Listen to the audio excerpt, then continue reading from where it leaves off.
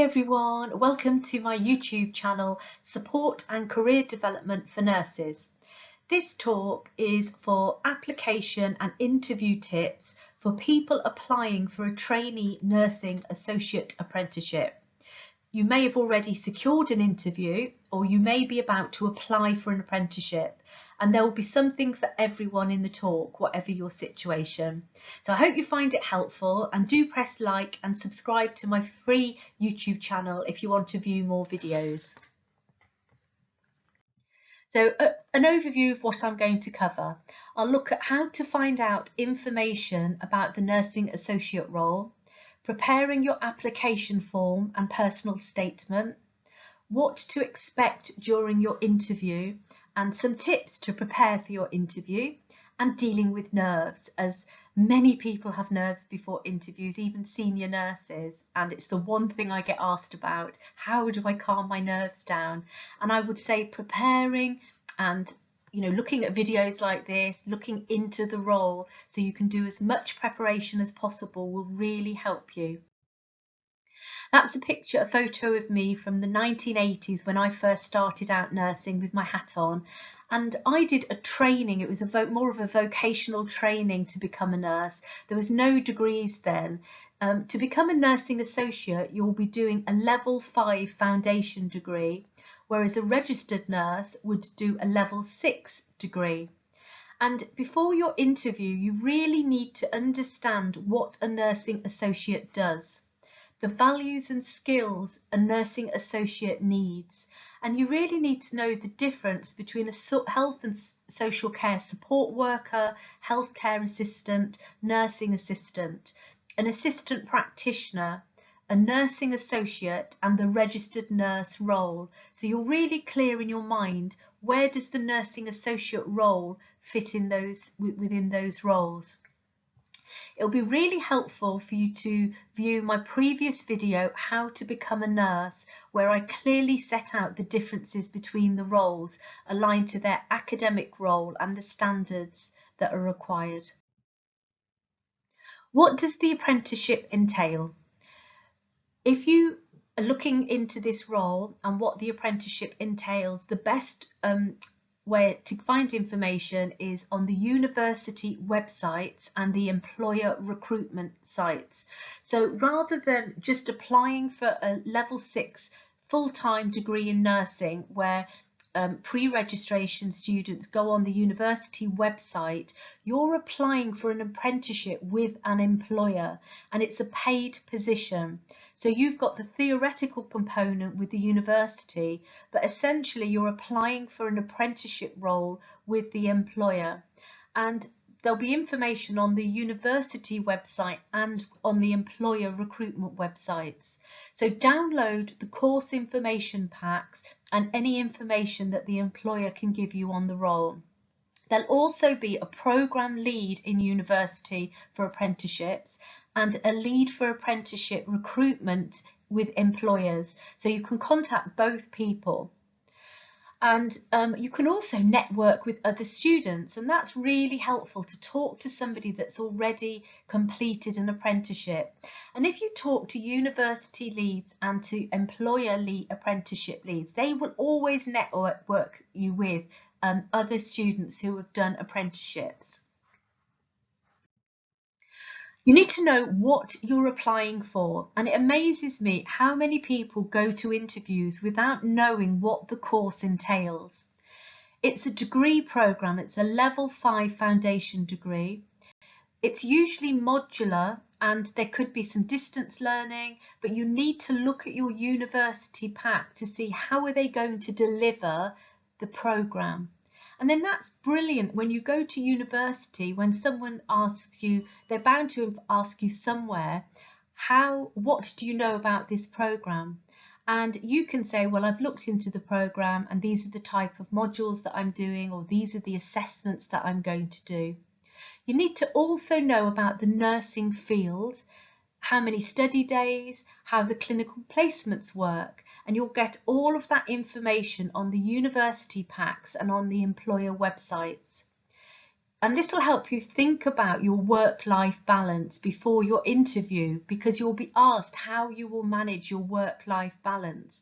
You know, it's hard doing a degree and you'll be doing clinical placements and you've got a life outside work. So it's really important to think about that before interview. A few application tips. Always check the entry criteria. See the video that I mentioned, how to become a nurse and different routes into nursing. And that will give you an idea of the entry criteria. Most apprenticeships will require a GCSE, Maths and English Grade C, or Functional Skills Level 2.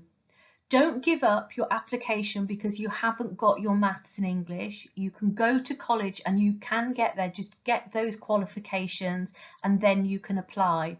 But if you apply without meeting the entry criteria, they won't process your application. And you need to check on university and employer websites as to what the entry criteria is, because it may be slightly different and it may change in the future. Check application procedures. You're applying for an apprenticeship position through an employer and linked to a university, and you may have an interview with an employer and a university, and the procedures will be on the application. It'll be online and you need to apply on time, because a lot of applications nowadays are automated, and if you miss the deadline you might have to wait till the next intake, which is fine, but if you want to get on and start, you know, you need to adhere to that deadline. And you need to do what it says on the application form so you don't miss any information off. A few more application tips. Use clear and concise language and proofread your application for any mistakes. So check for spelling, grammar and errors, and ask someone to proofread. There's no worries about doing that at all. I have family members with dyslexia, and if you're a person with dyslexia, you might find literacy or text-to-speak software helpful, or just get somebody to proofread for you, and that's absolutely fine. Choose your referees and let them know before you apply. I know lots of school leavers that will apply for apprenticeships and then their teacher has gone away for the summer, they've put their application in late, and the reference is that your application can't be processed, I can't speak today, without the references. Or if you're working somewhere and your manager has gone on holiday, again, we can't process it without your referees, and make sure that the referees are happy to give you a reference as well. So some exercises to help you start. Think about why you've chosen to apply and what drew you to the course. And this will help you with your personal statement, but also with preparing for interviews. What makes you think you would be a good nursing associate? And what are your current and future aspirations? And then write down your key, or you could type, whatever you prefer, write down your key values. So it could be compassion or respect for others, wanting to support others. In your own words, think about what you've come into, why you've decided to apply for this apprenticeship. And then highlight any current or past achievements that demonstrate those key nursing skills and values. Have you made a positive difference to others? Are you a good communicator? Do you work well in a team? Are you good at problem solving or working under pressure? And we understand if you're a school leaver, you might not have got your first job yet, but you can draw on problem solving and project work that you've done. Voluntary charitable work, a current or a past job or a Saturday job. If you've worked with the public, that's brilliant examples, because you'll have worked with people from all different backgrounds with all different needs, and you're going to, especially if you work in a shop, be used to working under pressure. Writing a personal statement, or sometimes they'll just ask for some free text in the application. They might not call it personal statement, but there's usually a section for free text where you will be asked to write down why you want to become a nursing associate. They might just ask you to give some of your values or your qualities, or the reason that you've chosen to become a nursing associate. It'll be different on different application forms, but they generally want to know why you want to become a nursing associate, that you've got the necessary values and qualities, and the reason why they should choose you. Are you hardworking, motivated, used to working in a team? Are you compassionate? Are you a good communicator? You need to, think about what you've done in the past, you as a person, and those previous exercises will really help you focus down here. Preparing for your interview, there's different types of interviews that might take place depending on the university and the employer. It might be a face-to-face interview, or it might be a virtual interview. Do excuse me, I've got a bit of a runny nose, I've got a bit of a cold. Excuse me. It might be a face-to-face interview or a virtual interview. How long is the interview? What time does it start? Does it include a group discussion? And try always to be punctual. So if it's a face-to-face interview, check the location beforehand. If it's a virtual interview, check your internet connections and make sure you can see your face and that there's no disturbances or mobiles on. Obviously we're human, and if the doorbell rings or if there's a disturbance that you can't you can't help, don't worry, just apologise, and we're all human, so don't worry, but try to make it as quiet and as possible so that you can focus as well on answering your questions. Look smart, clean and tidy. Get your clothes ready the night before so you're not worrying about it. All of this helps with the preparation. Don't go out night clubbing or whatever you do, staying up late the night before. You need to try and be as alert as possible and in the best frame of mind possible to answer questions. If you do need to cancel your interview, email and phone as soon as possible. Interviewers are not obliged necessarily to give you another interview, but most will if you let them know as soon as possible. Obviously things do happen and there's emergencies, so. Preparing for your interview. The key things an interviewer is looking for a nursing associate role is, are you the right person for nursing? And looking at my previous video on how to become a nurse, there's web links on there linked to NHS Careers, the Royal College of Nursing, Nursing and Midwifery Council, and it'll give you insights into the profession that you're looking at going into. Do you hold the right values? Are you choosing nursing for the right reasons? Do you understand what you've applied for? So all the previous slides I've just said of downloading those application packs and academic course handbooks, but also being a student and the future role you aspire to. If you are aspiring to become a registered nurse, then say that at interview. That's wonderful.